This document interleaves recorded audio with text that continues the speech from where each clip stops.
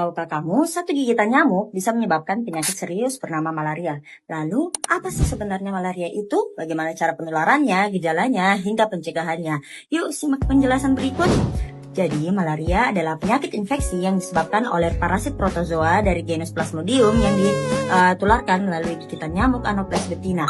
Nah, spesies utama yang infeksi manusia adalah Plasmodium falciparum, Plasmodium vivax, Plasmodium ovale, Plasmodium malaria, dan Plasmodium knowlesi. Jadi, Plasmodium falciparum merupakan penyebab utama malaria berat dengan angka kematian tertinggi. Nah, gejala malaria umumnya terdiri dari 3 fase klasik, yaitu fase dingin, yaitu menggigil, fase panas, demam tinggi, dan fase berkeringat. Yang dimana pasien juga dapat mengalami sakit kepala, mual dan muntah, nyeri otot, dan kelelahan. Kemudian pada malaria berat, terutama oleh Plasmodium falciparum, dapat terjadi gangguan kesadaran dan juga anemia berat. Malaria ini terjadi ketika seseorang terinfeksi parasit Plasmodium yang masuk ke dalam tubuh. Nah, cara penularannya ini melalui gigitan nyamuk. Jadi gigitan nyamuk ini yang paling umum itu adalah melalui gigitan nyamuk betina dari genus.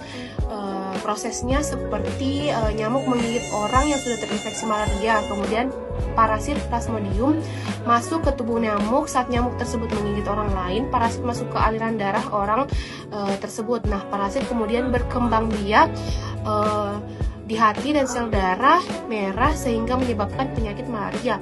Terus ada penularan dari ibu ke bayi, di mana malaria dapat menular dari ibu hamil ke janinnya melalui plasenta. Kemudian ada melalui transfusi darah. Jadi penularan juga bisa terjadi jika seseorang menerima transfusi darah dari orang yang darahnya ini mengandung parasit malaria. Terus juga perlu diketahui bahwa malaria ini dapat menular melalui jarum suntik yang terkontaminasi. Misalnya penggunaan jarum suntik bersama yang terinfeksi darah penderita malaria.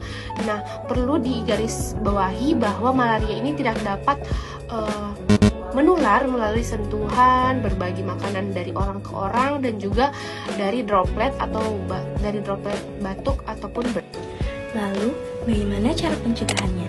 Yang pertama yaitu dengan pengendalian vektor, di mana pengendalian vektor ini dapat dilakukan dengan menggunakan kelambu ataupun penyemprot insektisida, atau dengan tanaman-tanaman yang terbukti mampu mengusir nyamuk seperti kemangi, serai, geranium, dan juga lavender.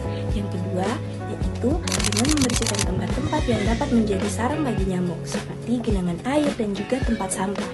Dan yang terakhir adalah dengan menggunakan vaksin malaria.